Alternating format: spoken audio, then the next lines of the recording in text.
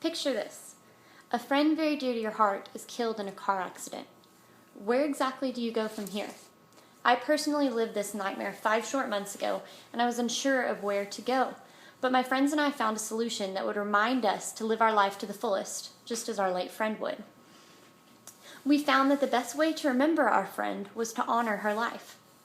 We reached for our Bibles and did our best to remember our friend's legacy by honoring her at our alma mater's football game with a description of her accomplishments as a varsity cheerleader, followed by a prayer for her family and friends. What if this prayer was denied? What if someone who didn't even know her stopped us from praying for her friends and family? This is where the separation of church and state comes into play. The phrase separation of church and state is not clearly written in the U.S. Constitution. In 1802, Thomas Jefferson coined the phrase wall of separation between the church and the state. In fact, Jefferson made this statement to simply protect the church from the power of the government in a letter he wrote to the Danbury Baptist Association. The Constitution states, "Congress shall make no law respecting an establishment of religion or prohibiting the free exercise thereof." So why would they try to stop children speaking in public about their religion? Most people simply believe that expressing your religious beliefs in public or around other individuals will negatively influence their lifestyle. The Constitution is in place to help the government lay out guidelines in which we live, not to harm us in any certain way. Separation of the church and state is positive for the government and the church, unfortunately. Without the separation, government agencies would be able to decide who could follow which religion and when. Allowing the state and the church to work together would just cause disaster between public officials, and religious groups would begin to endorse and support certain political parties, separating the people of America. John F. Kennedy once said, "I believe in an America where the separation of church and state is absolute, where no church or church school is granted any public funds or political preference." Now, he did have a point. He wanted to make sure that the people of America were safe and that there was no prejudice. Religious intolerance would grow and become more prominent if the separation was not in effect.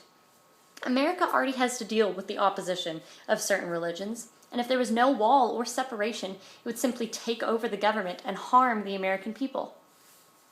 Separation of church and state will continue to increase and guarantee the continued vitality of the religion. The diverse faiths present in America have grown and thrived due to the separation and by allowing people to do as they choose freely.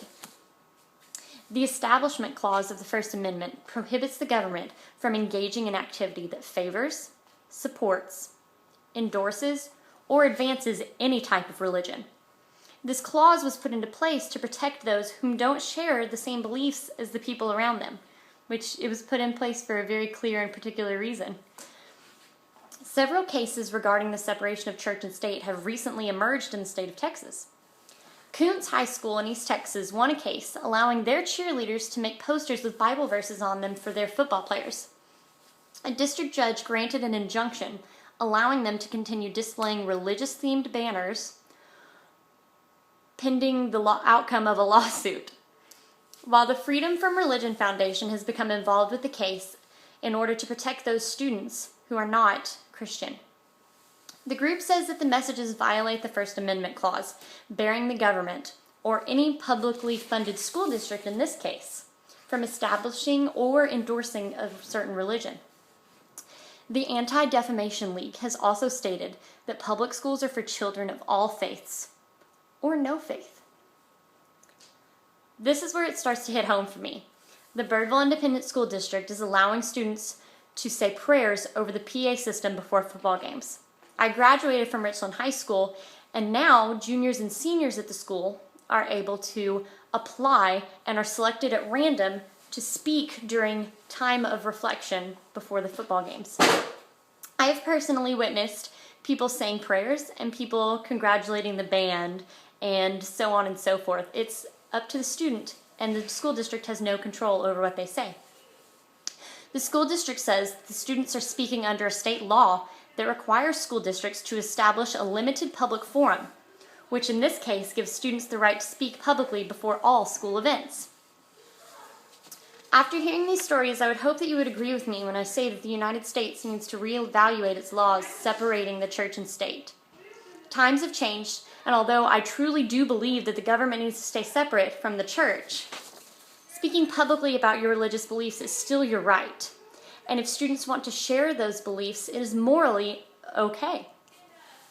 Religion has been a part of America since the beginning, and the Declaration of Independence clearly declares the laws of nature and of nature's God.